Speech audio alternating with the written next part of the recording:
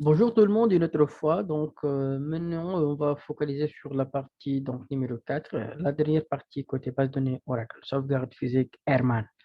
Dans cette partie, on va parler des sauvegardes physiques, on va comment configurer bien sûr les zones de récupération.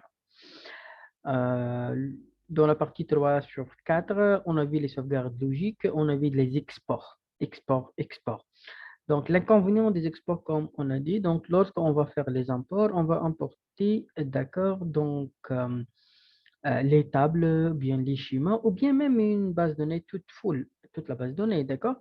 Mais lorsqu'on va faire l'import, c'est-à-dire on va importer les données, la dernière actualisation des données, c'est depuis l'export.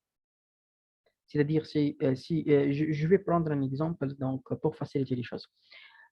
On a, par exemple fait un petit export, par exemple la nuit, comme l'exemple que j'ai déjà parlé, export d'une table, après, ou bien export d'un schéma, ou bien un export, d'accord. Après, qu'est-ce qu'on a? Durant la journée, on a fait des suppressions des tables. Ou bien si, par exemple, on a suppression d'un table space carrément, on a un problème d'erreur, suppression de table space. Pour la récupération, tout simplement, on va créer par exemple table space, mais lorsqu'on va importer les données, l'import, d'accord, c'est la même copie des données depuis l'export. Par exemple, on a fait l'export, comme j'ai dit, donc c'est minuit, on va importer, c'est à 10 heures du matin. Lorsqu'on va faire l'import de 10 heures du matin, tout simplement, l'import contient les données depuis minuit. Mais nous, durant la journée, il y a beaucoup de modifications faites sur la table, tout simplement. Dans ce cas, on ne trouve pas bien sûr les modifications parce qu'elles ne sont pas enregistrées tout simplement parce qu'on a des drops ou bien on a des suppressions des fichiers ou bien des tables. Donc, on ne peut pas parler de tout ce qui est récupération instantanée tout simplement. La partie numéro 4, on va parler de sauvegarde physique où on peut faire des restaurations d'accord instantanément. Les sauvegardes physiques, on utilise généralement un autre outil qui s'appelle Airman. Airman, c'est Recovery Manager. C'est un outil très puissant pour les sauvegardes physiques des bases de données Oracle. D'accord? Pour sauvegarder la base de données, on utilise les commandes Airman. Pour la restauration, on peut utiliser les commandes Airman. Donc, pour enregistrer les modifications faites sur les bases de données, généralement, on active la notion de archive log. C'est-à-dire, on va enregistrer les informations, d'accord, d'accord, et les instructions de modification de données.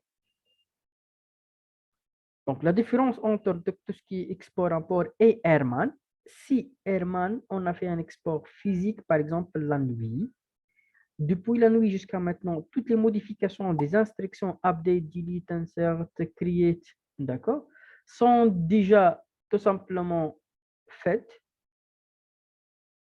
et ils sont enregistrés dans les fichiers d'archives log.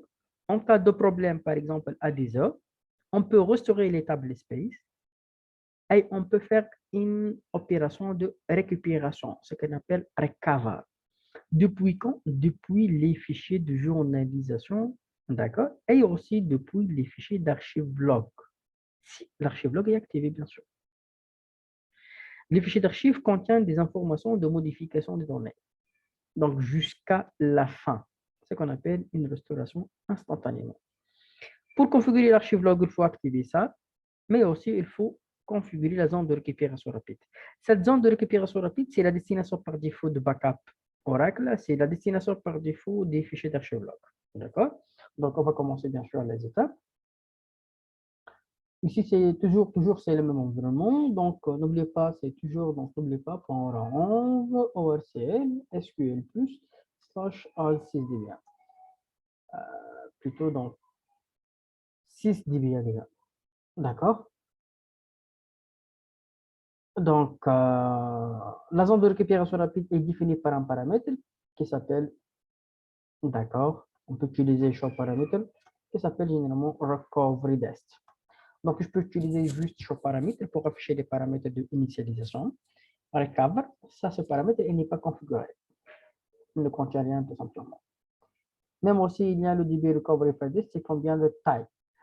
vous vous souvenez déjà durant la création de la base de données, j'ai décoché cette, d'accord, j'ai laissé ça décoché. Et je l'ai dit qu'on va régler ça maintenant déjà, d'accord.